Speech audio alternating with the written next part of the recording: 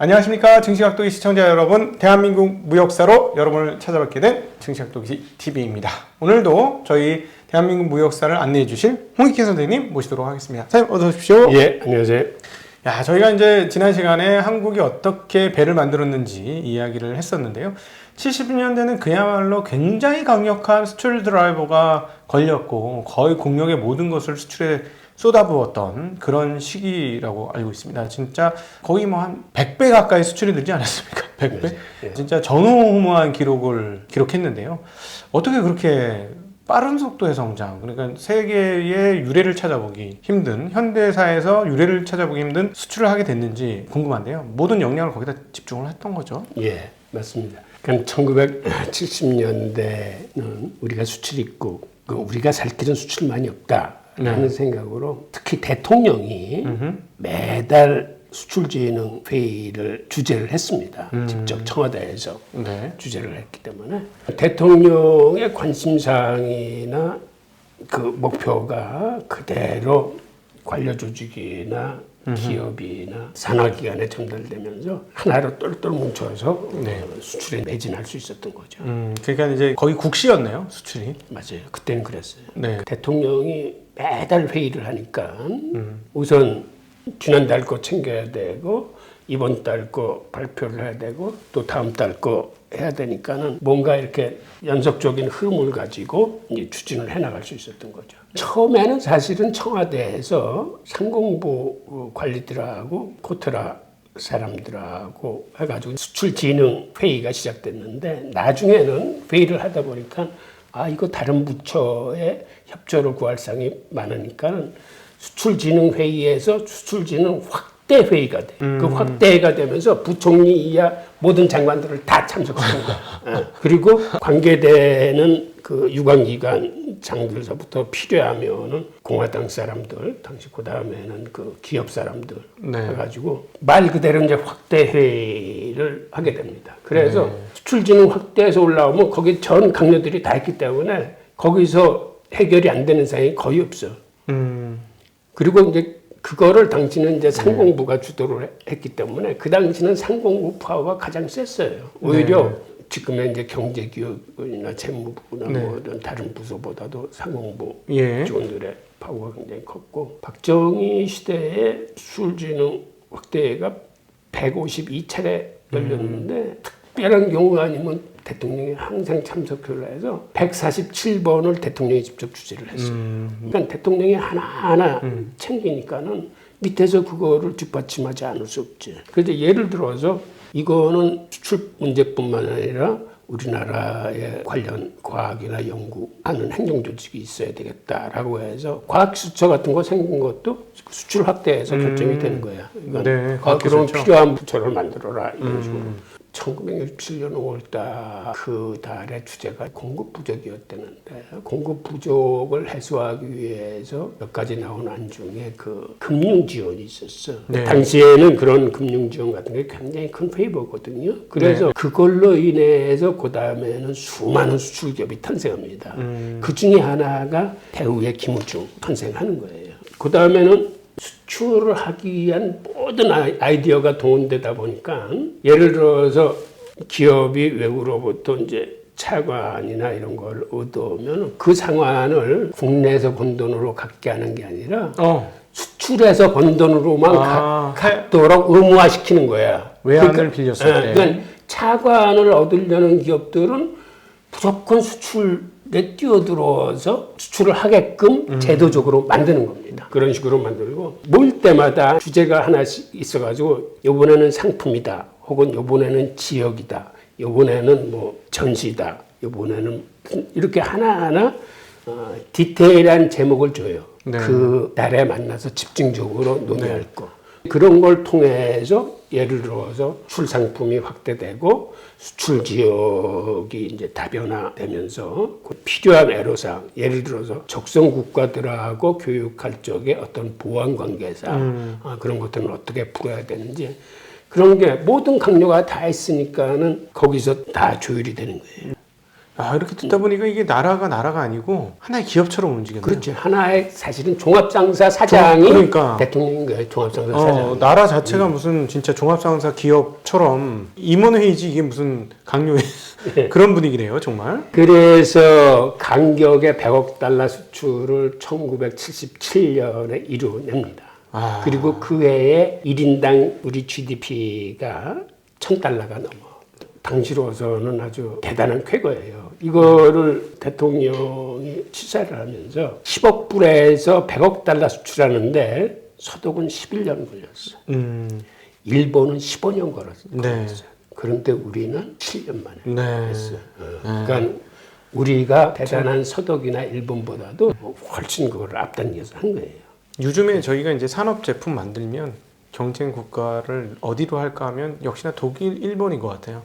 지금 그 3개국이 이 제조업체에 있어서는 가장 앞서 있다. 그리고 옛날에는 뭐 독일 제품은 껌뻑 죽었지 않습니까? 맞아요. 근데 요즘에는 옛날만큼 또 그렇진 않은 거예요. 그러니까 그만큼 한국의 제품력도 많이 올라온 것 같습니다. 그러니까 1977년도 100억 달러 했을 때 우리 수출 규모를 보면 그때 의류가 19억 달러로 수출 1위 품목이었고 그 다음에 선박 해양 구조물이에요. 그 다음에 신발, 그 다음에 목재료 이런 순서로. 그때까지는 그래도 여전히 배를 빼고는 여전히 경공성이 많이 있긴 했었네요. 그리고 그 무렵에는 우리나라 수출 신장률이 연 40%였습니다.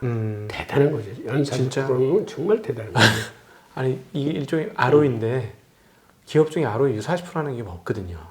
나라 전체가 이렇게 영업이익률 40% 말도 안 되는 일인데 진짜 말도 안 되는 일이 이루어졌었네요. 그래서 그때 동양의 4마리 용이 탄생을 해요. 우리 한국을 비롯해서 대만, 싱가포르, 홍콩을 4마리 용이라고 불렀는데 그 선두주자가 우리 한국이에요. 예. 4마리 용의 선두주자가. 네. 그래서 이제 뉴스위크나 이런 외국에서도 계속 커버스토리로 한국인이 몰려온다. 속도에 누르는 거지. 40% 수출 신장. 그렇죠. 그 느긋한 분들 입장에서는 말도 안 되는 일이지. 그리고 그 다음부터는 수출진흥 확대를 청와대에서 하던 거를 이제 중앙청으로 옮깁니다. 청와대에서는 비좁기 때문에.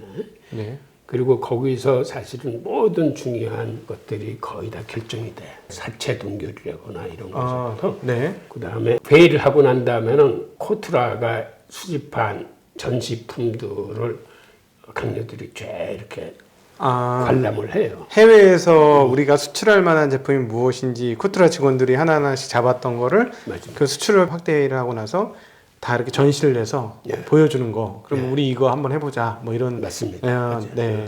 한국에 도전해 볼 만한 것들을 해외묘관을 통해서 수집해서 전시를 하면 그것들을 기업인들하고 쭉 보면서 우리를 한 단계씩 업그레이드 시켜가지고 하나하나씩 이제 도전을 하는 거지. 진짜 기업이네요. 나라 전체가 기업이었네요. 70년대는. 종합묘역에서 사장이었다니까. 그렇게 보는 게 정말 맞겠는데요. 네. 야, 진짜 그 짧은 기간에 100억 달러. 좀 한국 분들 정말 대단하다라는 생각 정말 많이 하게 되네요. 그리고 종합무역 상사 제도를 도입을 해요. 이게 사실은 1967년 코트라 무역관 보고서를 통해서 건의가 됐는데, 네, 67년에 건의가 됐는데 결국은 이게 한참 끌다가 75년경에 가서 제도가 완비가 됐는데, 그래서 종합무역상사 1호가 이제 삼성물산이에요. 예. 종합무역상사라는 건 한마디로 모든 것을 다 지원해 준다 그러거든요. 무역을 하겠다 그러면 거유수단과 방법을 가리지 않고 무역을 할 수 있도록 모든 시스템을 다 지원해 주는 건데, 그래서 종합무역상사가 되면 여러 가지 페이브가 따르는데, 그만큼 그 대신 그 회사는 수출에 전념을 해야 돼. 그래서 일본도 그렇고 우리도 그렇고 그래도 이렇게 무역이 전문화돼서 올라온 데는 종합무역상사들의 역할이 굉장히 컸어요. 일본은 지금도 이토추 상사라든가 이런 회사들이 어마무시하게 큰 회사들 아닙니까? 지금은 삼성전자가 저렇게 크지만 제가 중남미에 근무했을 때만 해도 중남미 전체를 관장하는 삼성전자 직원은 한 사람 정도 파나마에 나와서 중남미를 이렇게 관할하고 각 무역관에 이 지원을 받았어요. 하지만 그때 무역 상사 직원들은 거의 각 나라에 주재하고 있었어요. 그러니까 그때는 제조업이 이렇게 현장에서 직접 듣지 못하고 네. 종합무역상사들이 제조사의 물건을 갖다가 수출을 대행해 주는 거예요. 그러니까 이 사람들은 수출 전문가이고 네.